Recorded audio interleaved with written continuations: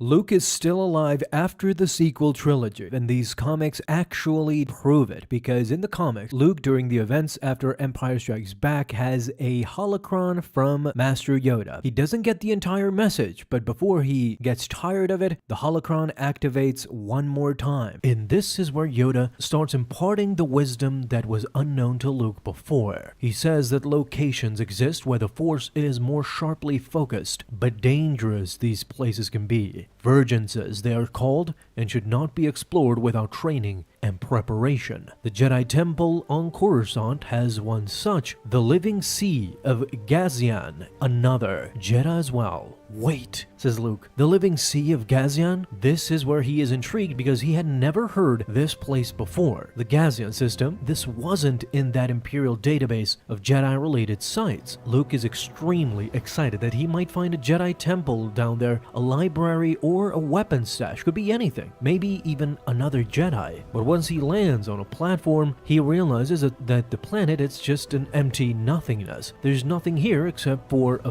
vast plain of mushrooms. Similar to Dagobah, it is a biological swamp engulfing the entire planet, but this time with mushrooms. Luke jumps down. The Force does feel incredibly strong here, at least. I guess I'll look around a little, see if there's anything under all this. Suddenly, Luke's right leg gets grabbed by something, and ultimately he gets pulled down completely into the abyss. Nothing can be seen or heard at this time.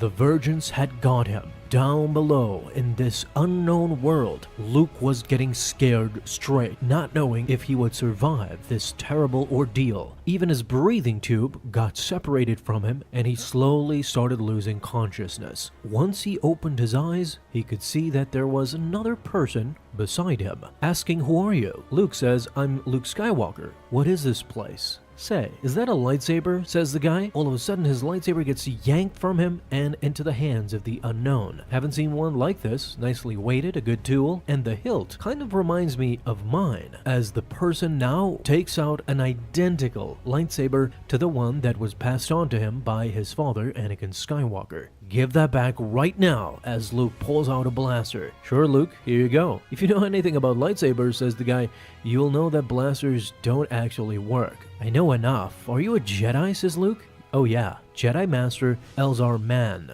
At your service." "Are you a Jedi?" "I'm working on it," says Luke. "I'm still learning about the Force, trying to understand what it is, what it wants." "Well, how about that? Me too. That never really stops," says the Jedi Master. All of a sudden, they're transported to what is Ahch-To, as we see in the Star Wars sequels. In fact, it is heavily insinuated that this is where Luke got the inspiration to go to that place after he decided to go in exile. "There's a lot to learn. The Jedi Order goes back a long way," says Elzar. "What is this place?" says Luke. "Is this a vision?" "It's not a vision. And I'm not the Force," says Jedi Master Elzar. "This planet, this place you came to, is a gigantic living organism.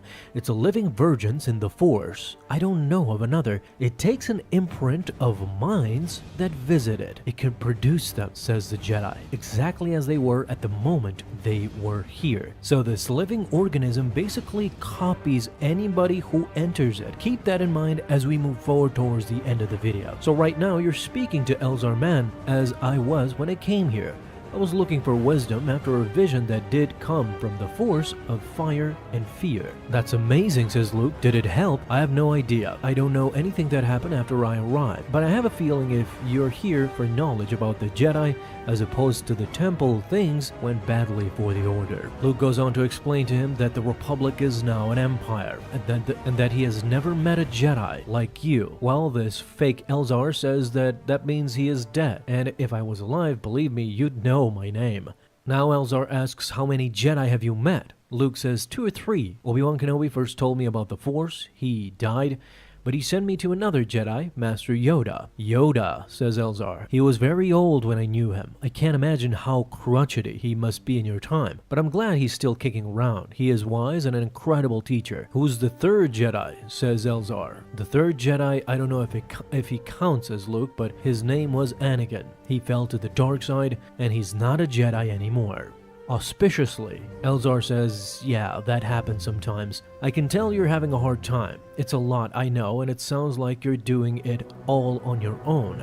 Now begins the true vision. Luke gets transported to Coruscant, to the glory of the Jedi Temple. He tells him that he was alive during the Golden Age, 800 years after they ended the rule of Sith Lord Darth Bane, which puts it 200 years before the Phantom Menace, so this is around the time the High Republic is taking place. So Luke is seeing this firsthand.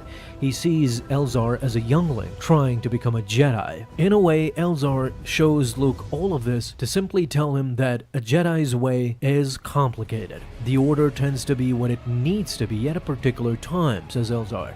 At one point, the Jedi were warriors. At another point, we were teachers, bringing the light of knowledge to the galaxy. Sometimes we are explorers, and sometimes we are carved down to almost nothing. Those who are left must bear the responsibility of being one less bit of light in a galaxy filled with endless dark. This is where Elzar opens up to Luke Skywalker. Another vision opens up, one that they're traveling through the sea. This is where Elzar tells him that you don't have to be a Jedi. We're not the only game in town. The Order is a framework for understanding the Force. I think this is where Luke's transition begins, to where Yoda and Obi-Wan wanted to imprint their dogmatic Jedi views to Luke, and Elzar is basically telling him that that's not the only way to achieving light. The origins of Obi-Wan, of course, being Qui-Gon, which is floating too with the other Jedi. This is the first time Luke actually has a vision or clearly sees what is Qui-Gon Jinn.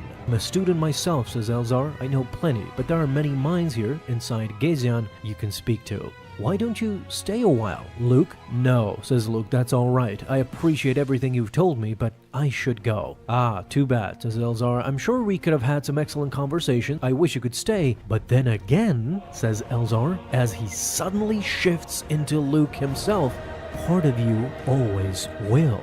Now Luke starts to feel pain. Come back anytime, says the other Luke. As suddenly, without warning, Luke is awakened, transported above where he came from, and on his way out, he sees a book carried by a skeleton that had been trapped here for a long time. His journey to learn more about the Jedi and the Force begins with this book. It's an invitation. What this comic just showed us is that this Gazian Vergence, that is a living organism of the Force, just cloned Luke Skywalker for good. So Luke is basically living inside here forever and ever. Think about it, guys. This Jedi, Elzar Mann, has been living here for more than 200 years. Anytime that you want to talk to him, you could come to this living planet. And now we have Luke Skywalker imprinted in this planet too. He is living here for as long as it takes. What this affectionately means, of course, is that Luke did not die in The Last Jedi. He is still alive in this living organism, which means that in canon, basically, you can contact and talk to young Luke still if you can find the living seed. As I said in the beginning, this comic just changed the game. What this means for future TV series and movies is mind-boggling. Luke has been cloned and he is still alive. Guys, let me know, what do you think about this? Will we ever see this doppelganger again? Maybe a new trilogy? Who knows, but I'm so excited. Let me know all your thoughts down below in the comments. Thank you guys so much for watching this video, and if you enjoyed, leave a thumbs up down below, subscribe for dailies. Now you can have an awesome day, Star Wars fans.